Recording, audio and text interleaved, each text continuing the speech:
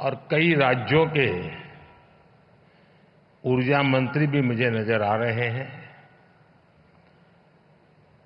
उसी प्रकार से विदेश के मेहमान, जर्मनी की इकोनॉमिक कोऑपरेशन मिनिस्टर, डेनमार्क के इंडस्ट्री बिजनेस मिनिस्टर, मंत्रिमंडल के मेरे साथी प्रहलाद जोशी, श्रीपद नाइक जी और दुनिया के कई देशों से आए हुए सभी डेलीगेट्स, देवी और सज्जनों, दुनिया के अनेक देशों से पधारे हुए सभी साथियों का वेलकम करता हूं, उनका अभिनंदन करता हूं। ये री इन्वेस्ट कॉन्फ्रेंस का 4th एडिशन है। मुझे पूरा विश्वास है आने वाले 3 दिनों तक यहां एनर्जी के फ्यूचर, टेक्नोलॉजी और पॉलिसीज पर सीरियस डिस्कशन होगा। यहां हमारे सीनियर मोस्ट सारे चीफ मिनिस्टर्स भी हमारे बीच हैं। उनका अपना भी इस क्षेत्र में बहुत अनुभव है। इन चर्चाओं में हमें उनका भी मूल्यवान मार्गदर्शन मिलने वाला है। इस कॉन्फ्रेंस से हम जो एक दूसरे से सीखेंगे वो पूरी ह्यूमैनिटी की भलाई के काम आएगा। मेरी शुभकामनाएं आप सबके साथ हैं। फ्रेंड्स, आप सभी जानते हैं कि भारत की जनता ने 60 साल बाद लगातार किसी सरकार को 3rd टर्म दिया है।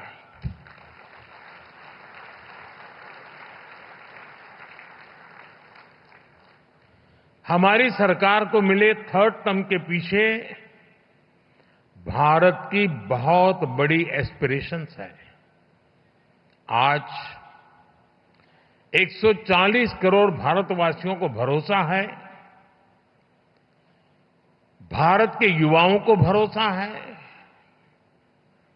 भारत की महिलाओं को भरोसा है कि उनकी एस्पिरेशंस को पिछले 10 साल में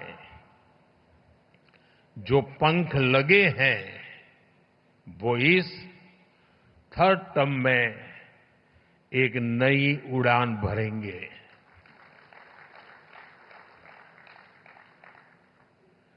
देश के गरीब, दलित, पीड़ित, शोषित, वंचित को भरोसा है कि हमारा 3rd टर्म उसके गरिमापूर्ण जीवन जीने की गारंटी बनेगा।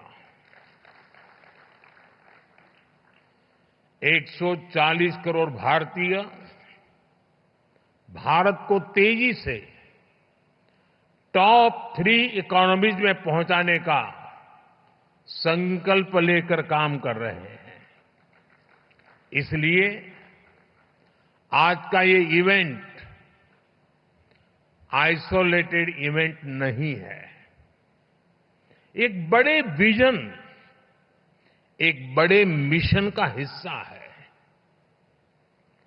ये 2047 तक भारत को डेवलप्ड नेशन बनाने के हमारे एक्शन प्लान का हिस्सा है। और हम ये कैसे कर रहे हैं, इसका ट्रेलर 3rd टर्म के हमारे पहले 100 डेज, 100 दिनों के फैसलों में दिखता है।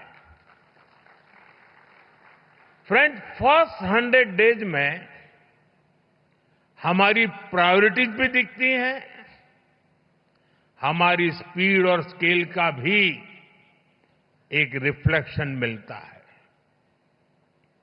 इस दौरान हमने हर उस सेक्टर और हर उस फैक्टर को एड्रेस किया है जो भारत के तेज विकास के लिए जरूरी है। इन 100 दिनों में फिजिकल और सोशल इंफ्रास्ट्रक्चर के विस्तार के लिए अनेक महत्वपूर्ण फैसले लिए गए हैं। हमारे विदेशी अतिथियों को ये जानकर हैरानी होगी कि भारत में हम 700 मिलियन यानी 7 करोड़ घर बना रहे हैं। ये दुनिया के कई देशों की आबादी से भी ज्यादा है। सरकार के पिछले 2 टर्म में हमने इसमें से 400 मिलियन यानी 4 करोड़ घर बना चुके हैं और तीसरे टर्म में हमारी सरकार ने 300 मिलियन यानी 3 करोड़ नए घर बनाने का काम शुरू भी कर दिया है। बीते 100 दिनों में भारत में 12 नए इंडस्ट्रियल सिटीज बनाने का फैसला किया गया है। बीते 100 दिनों में 8 high speed road corridor projects approve किए गए हैं। बीते 100 दिनों में 15 से ज्यादा नई made in India semi high speed Vande Bharat train launch की गई है। हमने रिसर्च को प्रमोट करने के लिए भी 1 ट्रिलियन रुपीस का रिसर्च फंड बनाया है। हमने इलेक्ट्रिक मोबिलिटी को बढ़ावा देने के लिए भी अनेक इनिशिएटिव्स अनाउंस किए हैं। हमारा लक्ष्य हाई परफॉर्मेंस बायो मैन्युफैक्चरिंग को बढ़ावा देने का है और ये भविष्य इसी से जुड़ा रहने वाला है। इसके लिए बायो E3 पॉलिसी को भी मंजूरी दी गई है। साथियों, बीते 100 डेज में ग्रीन एनर्जी के लिए भी कई बड़े फैसले लिए गए हैं। हमें ऑफशोर विंड एनर्जी प्रोजेक्ट्स के लिए वायबिलिटी गैप फंडिंग स्कीम की शुरुआत की गई है। इस पर हम 7,000 करोड़ रुपीस से ज्यादा खर्च करने जाते हैं। भारत आने वाले समय में 31,000 मेगावाट हाइड्रो पावर जनरेट करने के लिए भी काम कर रहा है। इसके लिए 12,000 करोड़ रुपए से अधिक अप्रूव किए गए हैं। साथियों, भारत की डायवर्सिटी, भारत की स्केल, भारत की कैपेसिटी, भारत का पोटेंशियल, भारत की परफॉर्मेंस, ये सब यूनिक है। इसलिए मैं कहता हूं, Indian solutions for global application. इस बात को दुनिया भी भली भांति समझ रही है। आज भारतीयों को ही नहीं बल्कि पूरी दुनिया को लगता है कि भारत 21st सेंचुरी की बेस्ट बेट है। आप देखिए, इस महीने की शुरुआत में ही ग्लोबल फिनटेक फेस्ट का आयोजन हुआ।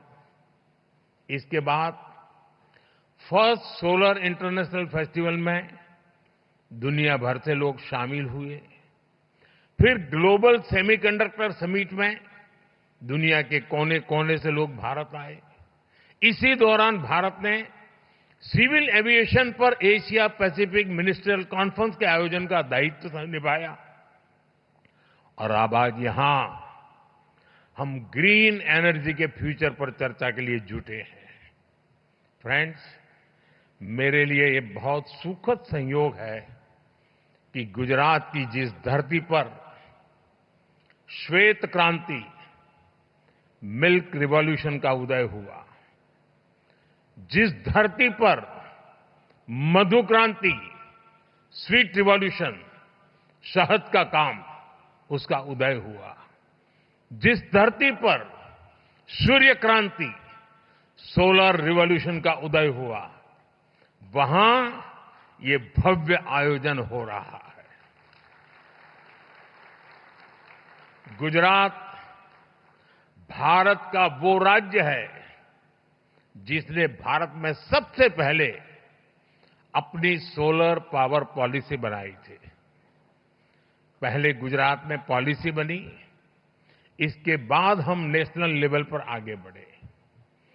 दुनिया में, जैसा अभी भूपेंद्र भाई ने बताया, क्लाइमेट के लिए अलग से मिनिस्ट्री बनाने वालों में भी गुजरात बहुत आगे था। जिस समय भारत में सोलर पावर की बहुत चर्चा भी नहीं थी, गुजरात में सैकड़ों मेगावाट के सोलर प्लांट लग रहे थे। साथियों, आपने भी देखा होगा, ये जो वेन्यू है, इसका नाम महात्मा गांधी के नाम पर है, महात्मा मंदिर। जब दुनिया में क्लाइमेट चैलेंज का विषय उभरा भी नहीं था, तब महात्मा गांधी ने दुनिया को सचेत किया था। और महात्मा गांधी का जीवन देखेंगे तो मिनिमम कार्बन फुटप्रिंट वाला जीवन था। वो प्रकृति के प्रेम को जीते थे और उन्होंने कहा था, धरती के पास हमारी नीड को पूरा करने के लिए पर्याप्त रिसोर्सेज है, लेकिन ग्रीड को पूरा नहीं किया जा सकता। महात्मा गांधी का ये विजन भारत की महान परंपरा से निकला है। हमारे लिए ग्रीन फ्यूचर, नेट जीरो, ये कोई फैंसी वर्ड्स नहीं है। ये भारत की जरूरत है, ये भारत का कमिटमेंट है, भारत के हर राज्य सरकार का कमिटमेंट है। एक डेवलपिंग इकोनॉमी के नाते हमारे पास भी इन कमिटमेंट से बाहर रहने का जायज बहाना था। हम दुनिया को कह सकते थे कि विश्व को तबाह करने में हमारी कोई भूमिका नहीं है, लेकिन हमने ऐसा कर हाथ ऊपर नहीं किए। हम मानव जात के उज्जवल भविष्य की चिंता करने वाले लोग थे और इसलिए हमने दुनिया को राह दिखे उस प्रकार से जिम्मेवारी के साथ अनगिनत कदम उठाए हैं। आज का भारत सिर्फ आज का नहीं, बल्कि आने वाले 1000 साल का बेस तैयार कर रहा है। हमारा मकसद सिर्फ टॉप पर पहुंचना ही नहीं है, हमारी तैयारी टॉप पर सस्टेन करने की है। भारत इस बात को भली भांति जानता है। हमारी एनर्जी नीड्स क्या है, भारत जानता है। 2047 तक डेवलप्ड नेशन बनाने के लिए हमारी रिक्वायरमेंट्स क्या है, और हम ये भी जानते हैं कि हमारे पास अपने ऑयल और गैस के भंडार नहीं है। हम एनर्जी इंडिपेंडेंट नहीं है और इसलिए हमने solar power, wind power, nuclear और हाइड्रो पावर के दम पर अपने फ्यूचर को बिल्ड करने का फैसला लिया है। फ्रेंड्स, भारत G20 में पहला ऐसा देश है जिसने पेरिस में तय क्लाइमेट कमिटमेंट्स को डेडलाइन से 9 साल पहले अचीव कर लिया, 9 साल पहले पूरा कर दिया। और G20 देशों के समूह में हम अकेले हैं जिसने करके दिखाया है। जो डेवलप नेशन नहीं कर पाए, वो एक डेवलपिंग नेशन ने दुनिया को करके दिखाया है। अब 2030 तक 500 गीगावाट रिन्यूएबल एनर्जी के टारगेट को अचीव करने के लिए हम एक साथ कई स्तर पर काम कर रहे हैं। हम ग्रीन ट्रांजिशन को पीपल्स मूवमेंट बना रहे हैं। आप सभी को, अभी आपने वीडियो भी देखा, हमारी पीएम सूर्यघर मुफ्त बिजली स्कीम को स्टडी करना चाहिए। ये रूफटॉप सोलर की एक यूनिक स्कीम है। इसके तहत हम रूफटॉप सोलर सेटअप के लिए हर फैमिली को फंड कर रहे हैं, इंस्टॉलेशन में मदद कर रहे हैं। इस एक योजना से भारत का हर घर एक पावर प्रोड्यूसर बनने जा रहा है। अब तक 13 मिलियन यानी 1,30,00,000 से ज्यादा फैमिलीज इसमें रजिस्टर कर चुकी हैं। अभी तक 3.25 लाख घरों में इस योजना के तहत इंस्टॉलेशन का काम पूरा भी हो चुका है। साथियों, पीएम सूर्यघर मुफ्त बिजली योजना के जो रिजल्ट आने शुरू हुए हैं, ये रिजल्ट अपने आप अद्भुत है। एक छोटा परिवार जिसकी महीने में 250 यूनिट बिजली की खपत है और जो 100 यूनिट बिजली पैदा करके ग्रिड में बेच रहा है, उसे साल में करीब करीब 25,000 रुपए की कुल बचत होगी। यानी लोगों का जो बिजली बिल बचेगा और जो वो कमाएंगे, उससे उनको करीब 25,000 रुपए का फायदा होगा। अगर इस पैसे को वो पीपीएफ में डालते हैं, पीपीएफ में डाल देते हैं, और घर में मानो बेटी का जन्म हुआ है, 1 साल की बेटी है, तो 20 साल बाद 10-12 लाख रुपए से ज्यादा उनके पास होंगे। आप कल्पना कर सकते हैं? बच्चों की पढ़ाई लिखाई से लेकर शादी ब्याह तक ये पैसा बहुत काम आएगा। साथियों, इस स्कीम से 2 और बड़े लाभ हैं। ये स्कीम इलेक्ट्रिसिटी के साथ साथ एम्प्लॉयमेंट जनरेशन और एनवायरमेंट प्रोटेक्शन का भी माध्यम बन रही है। ग्रीन जॉब बहुत तेजी से बढ़ने वाले हैं। हजारों वेंडर्स की जरूरत पड़ेगी। लाखों लोग इसको इंस्टॉल करने के लिए लगेंगे। इस योजना से करीब 2 मिलियन यानी 20 लाख रोजगार पैदा होंगे। पीएम सूर्यघर स्कीम के तहत 3 लाख नौजवानों को स्किल्ड मैन पावर के तौर पर तैयार करने का लक्ष्य है। इनमें से 1 लाख नौजवान तो सोलर पीवी टेक्नीशियंस भी होंगे।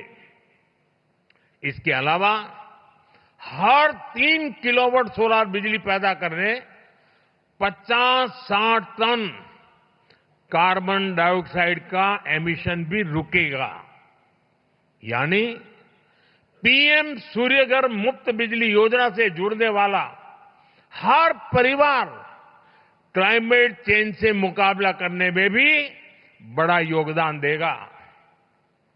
साथियों, जब 21वीं सदी का इतिहास लिखा जाएगा तो उसमें भारत की सोलर क्रांति का चैप्टर, सोलर रिवॉल्यूशन का चैप्टर सुनहरे अक्षरों में लिखा जाएगा।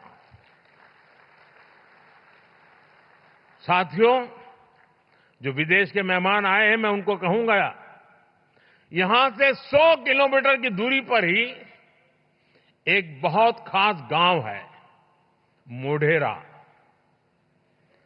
वहां सैकड़ों साल पुराना सन टेम्पल है और ये गांव भारत का पहला सोलर विलेज भी है।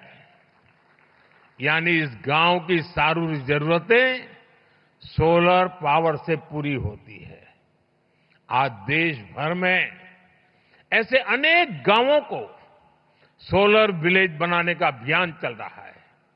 साथियों, मैं अभी यहां जो एग्जीबिशन लगा है वो देखने गया था और आप सबसे मेरा आग्रह है, एग्जीबिशन जरूर देखिए। आप सभी अयोध्या के बारे में तो भरपूर जानते हैं। अयोध्या नगरी भगवान राम की जन्मस्थली है और भगवान राम तो सूर्यवंशी थे। और मैं अभी जब प्रदर्शनी देख रहा था तो वहां उत्तर प्रदेश का स्टॉल देखा, क्योंकि मैं काशी का सांसद हूं, उत्तर प्रदेश वाला भी बन गया हूं, तो मैं स्वाभाविक है मैं उत्तर प्रदेश का स्टॉल देखने गया। और मेरी जो इच्छा थी, आज मुझे रिपोर्ट कर रहे थे कि वो मेरी इच्छा उन्होंने पूरी कर दी है। भगवान राम का भव्य मंदिर तो बना है, लेकिन मैं दुनिया को बताना चाहता हूं, अब उस अयोध्या जो सूर्यवंशी भगवान राम की जन्मभूमि है, वो पूरा अयोध्या मॉडल सोलर सिटी बनाने का लक्ष्य लेकर चल रहा है। करीब करीब काम पूरा होने आया है। हमारा प्रयास है कि अयोध्या का हर घर, हर कार्यालय, हर सेवा सौर शक्ति से चले, सोलर एनर्जी से चले।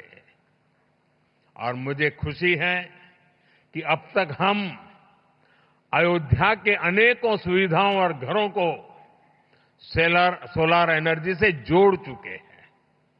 अयोध्या में बड़ी संख्या में सोलर स्ट्रीट लाइट्स, सोलर चौराहे, solar boards, solar water ATM और सोलर बिल्डिंग देखी जा सकती है। हमने भारत में ऐसे 17 शहरों की पहचान की है, जिसे हम इसी प्रकार सोलर सिटी के तौर पर विकसित करना चाहते हैं। हम अपने एग्रीकल्चर फील्ड्स को, हमारे खेतों को भी, हमारे किसानों को आत्मनिर्भर बनाने के लिए सोलर पावर जनरेशन का माध्यम बना रहे हैं। आज किसानों को इरिगेशन के लिए सोलर पंप और छोटे सोलर प्लांट लगाने के लिए मदद दी जा रही है। भारत आज रिन्यूएबल एनर्जी से जुड़े हर सेक्टर में बड़ी स्पीड और बड़े स्केल पर काम कर रहा है। बीते दशक में हमने न्यूक्लियर एनर्जी से पहले की तुलना में 35% ज्यादा बिजली पैदा की है। भारत ग्रीन हाइड्रोजन के क्षेत्र में ग्लोबल लीडर बनने का प्रयास कर रहा है। इसके लिए हमने करीब 20,000 करोड़ रुपए का ग्रीन हाइड्रोजन मिशन लॉन्च किया है। आज भारत में वेस्ट टू एनर्जी का भी एक बहुत बड़ा अभियान चल रहा है। क्रिटिकल मिनरल से जुड़े चैलेंजेस को एड्रेस करने के लिए हम सर्कुलर अप्रोच को प्रमोट कर रहे हैं। रीयूज और रीसाइकल से जुड़ी बेहतर टेक्नोलॉजी तैयार हो, इसके लिए स्टार्टअप्स को भी सपोर्ट किया जा रहा है। साथियों, प्रो प्लेनेट पीपल का सिद्धांत हमारा कमिटमेंट है। इसलिए भारत ने दुनिया को मिशन लाइफ यानी लाइफस्टाइल फॉर एनवायरनमेंट का विजन दिया है। भारत ने इंटरनेशनल सोलर अलायंस का इनिशिएटिव लेकर दुनिया के सैकड़ों देशों को जोड़ा है। भारत की G20 प्रेसिडेंसी के दौरान भी ग्रीन ट्रांजिशन पर भी हमारा बहुत फोकस रहा है। G20 समिट के दौरान ग्लोबल बायोफ्यूल अलायंस भी लॉन्च किया गया था। भारत ने अपनी रेलवे